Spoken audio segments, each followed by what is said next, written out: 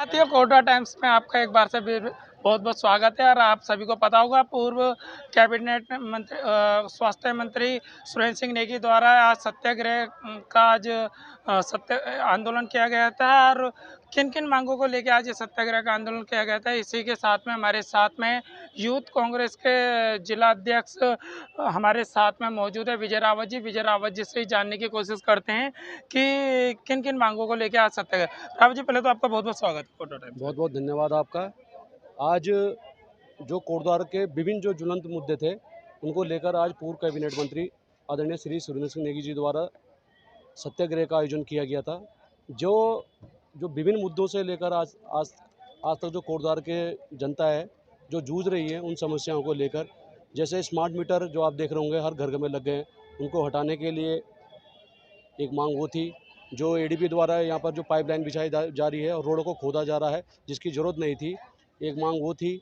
लाल चिल्लर खाल की मांग जो निरंतर चली आ रही है। मेडिकल हॉस्पिटल हो गया, कणाश्रम हो गया, पेपर लीक हो गया, अग्निवीर परीक्षाएँ होंगे, आप हॉस्पिटल की स्थिति देख रहे होंगे। ये विभिन्न जन समस्याएँ थी जिनको लेकर आज पूर्व कैबिनेट मंत्री सुरेंद्र सिंह नेगी जी के द्वारा सत्याग्रह जो तहसील परिसर में किया गया, और साथ ही साथ राज्यपाल को ज्ञापन भी दिया गया है। कम से कम 21 उसमें मुद्दे हैं जिनको लेकर ज्ञापन दिया गया है, और साथ ही साथ ज्ञापन के साथ पूर्व कैबिनेट मंत्री राज्यपाल जी से भी मिलेंगे, जन समस्याओं को लेकर मुख्यमंत्री से भी मिलेंगे। वहीं जिस प्रकार से भी आपने बोला स्मार्ट मीटर और अन्य वो भी स्मार्ट मीटर को लेके भी आपने भी क्या कहते हैं, पूर्व में भी क्या कहते हैं, एक पोल खोली थी कि जिन लोगों का बिल 1000-1500 रुपये आता था उनका काफ़ी ज़्यादा मात्रा में बिल आ रहा है। तो स्मार्ट मीटर के मुद्दे पे भी आपने उठाया था। तो क्या लग रहा है, ये स्मार्ट मीटर आखिर क्यों लगाए गए?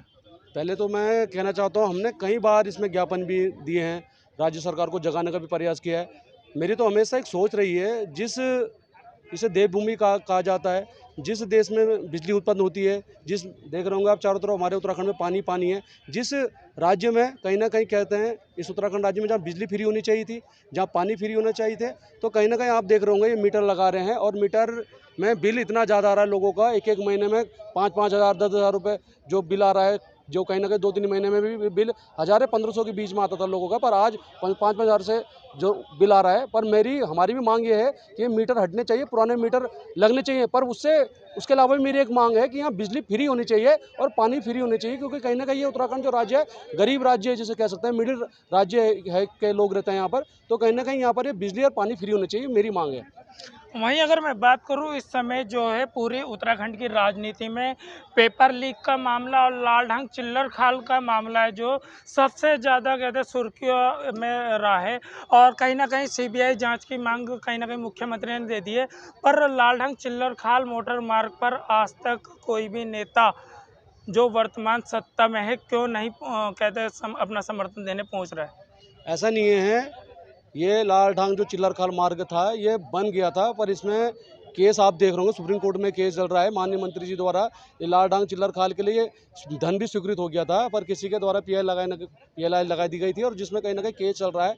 मुझे लगता है कहीं ना कहीं अगर ये सरकार बनाती है, तो हमें नहीं पता बनाती है नहीं बनाती, पर मुझे विश्वास है अगर नेगी जी अगर 2027 में चुनाव जीतते हैं और हमारी सरकार आती है, नहीं भी आती, अगर नेगी जी विधायक भी बनते हैं, तो मुझे लगता है लालढांग चिल्लर खाल मार्ग जरूर बनेंगे। और दूसरा मुद्दा आपने बताया पेपर लीक का, मैं निरंतर पेपर लीक के मुद्दे को उठाते रहते हैं हम लोग। हमने इसमें पुतले भी फूके, कई बार रैलियां भी निकाली हमने, जो कोटद्वार के युवाओं के साथ निकाली है। पर कहीं ना कहीं बहुत बड़ा दुर्भाग्य कहूँगा इसे, कहीं ना कहीं इसमें मैं रोष भी व्यक्त करूँगा किस प्रकार उत्तराखंड का जो पहाड़ी क्षेत्र है, कोटद्वार है, कहीं ना कहीं किस प्रकार माँ बाप अपने बच्चों को पे मेहनत करके उन पे धन लगा के उनको कोचिंगों के लिए भेजता है, उन पे रुपए खर्च करता है, जब पेपर आते हैं या तो लीक हो जाते हैं या स्थगित हो जाते हैं।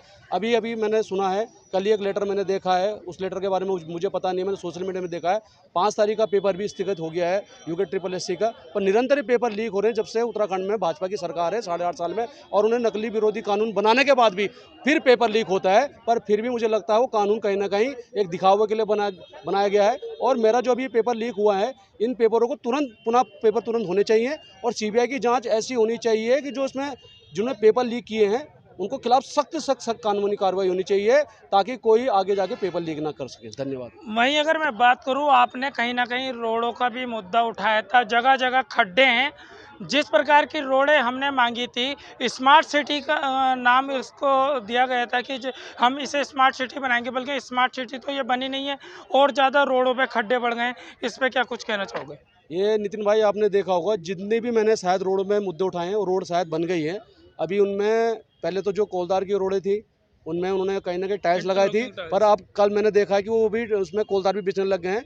लगभग मेरा जो प्रयास था रोडों के लिए आवाज़ उठाने का, उन रोडें बनी हैं और मेरा ये प्रयास निरंतर रहेगा। और मैं आगे इसमें भी जन जन जो घर घर का आंदोलन रहेगा उसमें भी मैं जाने की कोशिश करूंगा, लोगों को जनता को जगाने का भी कोशिश करूंगा। क्यों ना कहीं हमारी कोटद्वार की जनता भी सोई है, युवा भी सोया है, तो मैं उनको जगाने का प्रयास भी करूंगा। कम से कम अपने लिए, अपने मुद्दों के लिए, अपने आने वाली पीढ़ियों के लिए इन मुद्दों में हमारा साथ दें। नहीं, ये बताओ, कहते टल्ले लगाने से क्या स्मार्ट सिटी बन जाएगी? बिल्कुल नहीं, ये केवल एक टेम्परेरी काम कर रहे हैं। वो भी मैं देख रहा हूँ, वो टल्ले भी तब लग रहे हैं जब हमने आवाज़ उठाई है, जबकि वो टल्ले नहीं लगने चाहिए। उन रोडों का पुनर्निर्माण होना चाहिए। बस केवल एक दिखावा कर रहे हैं और वो भी शायद 27 आते आते ही थोड़ा टल्ले लगा रहे हैं। पर मेरी अभी भी एक मांग है, अगर आप उसको 27 में आते थे उस रोडों को पुनः बना दी जाए। पूरे कोटद्वार में पूरे गड्ढे हैं रोडों में, कहीं ना कहीं बाकी गड्ढे तो एडीपी ने खोद दिए हैं। पर मैं एडीपी से भी कहना चाहता हूँ कि उन रोडों को भी तुरंत बनाइए। जिन रोडों को आपने खोदा है उन रोडों पर अभी तक आपने संज्ञान नहीं लिया है। और वहीं मेरा आपसे लास्ट सवाल ये है कि आप विभिन्न मांगों पे तो मुद्दों पे तो अपनी मांग रखते ही रखते हैं। वहीं आप काफ़ी समय से बेस हॉस्पिटल में डॉक्टरों की मांग कर रहे थे और कहीं न कहीं आप लोगों की संघर्ष से 3 डॉक्टर वहाँ तैनात कर दिए गए हैं। जो मांग आप काफ़ी समय से मांग रहे थे, वहीं उनके चेले-चपाटे जो हैं, वो क्या कहते हैं, इसे कहते हैं अपनी देन बता रहे हैं। उस पे क्या कुछ कहना चाहोगे? वो देन नहीं है, वो जन समस्याओं को लेकर उनका अधिकार है। सरकार आपकी है, विधायक आप हैं, विधानसभा अध्यक्ष आप हैं, मंत्री आपके हैं, स्वास्थ्य मंत्री आपके हैं इस पौड़ी जिले के। ये तो ऐसा नहीं है, जनहित को देखते हुए आपको डॉक्टर अभी भी 58 डॉक्टर इसमें कहीं ना कहीं स्वीकृत होने चाहिए। अभी 22 से 3 ही तो बढ़े हैं। वो भी हम लोगों ने जब प्रयास किया है, बेहोशी का डॉक्टर नहीं था, हमने उसके लिए लड़ाई लड़ी। और जो 2-3 जो जरूरत थी यहाँ पर हमने उनके लिए लड़ाई लड़ी। जब हम लड़ाई लड़ रहे हैं तब जाके वो सुन रहे हैं, जबकि उनका वो काम है, उनका काम है। पर हम जब आवाज़ उठा रहे हैं तब जाके। मैं एक बात और कहना चाहता हूँ आपके चैनल के माध्यम से, जैसे लालडांग चिल्लर खाल मार्ग जरूरी है, उसी तहत मेडिकल हॉस्पिटल जो मेरा मानना है वो सबसे ज़्यादा ज़रूरी है। क्योंकि स्वास्थ्य सेवाएं हमारे कोटद्वार की बहुत बुरी स्थिति है, जिसके लिए हमको कहीं ना कहीं देहरादून दिल्ली देख रहे होंगे आप, जो हॉस्पिटल की हालत देख रहे होंगे आज भाजपा की सरकार में, तो रेफर सेंटर बना हुआ है। तो मैं इस मेडिकल कॉलेज के लिए भी जल्द से जल्द एक आवाज़ उठाने वाला हूँ, क्योंकि मुझे लगता है कि मेडिकल कॉलेज बहुत ज़रूरी है, जिसके कारण हमें कहीं ना कहीं हमें लोगों को नहीं बाहर कहीं नहीं जाना पड़ेगा। सबका इलाज इस कोटद्वार में हो जाएंगे। आसपास के जो गाँव के लोग भी हैं वो कोटद्वार में ही टिके हुए हैं। तो मेरा मेडिकल कॉलेज को भी उठाने के लिए जल्दी से मैं जिसको जनसेवा भी कहूँगा, जन आंदोलन भी करने का प्रयास करूँगा, कि जिसके कारण मेडिकल कॉलेज भी कोटद्वार में बन सके। चलो, आपको अग्रिम शुभकामनाएं हैं कि आप जिस प्रकार से जन मुद्दे उठाते रहते हैं, ऐसे ही इस प्रकार से आप जनता के मुद्दे उठाते रहें। तो दोस्तों, जिस प्रकार से आपने देखा कि जो कोटद्वार के यूथ के जिलाध्यक्ष विजय रावत ने किस प्रकार से अपने हमारे सवालों का जवाब दिया है, तो कोटद्वार टाइम्स के लिए आप इसी प्रकार से बने रहिए। मैं कोटद्वार टाइम्स के लिए नितिन शर्मा, कोटद्वार।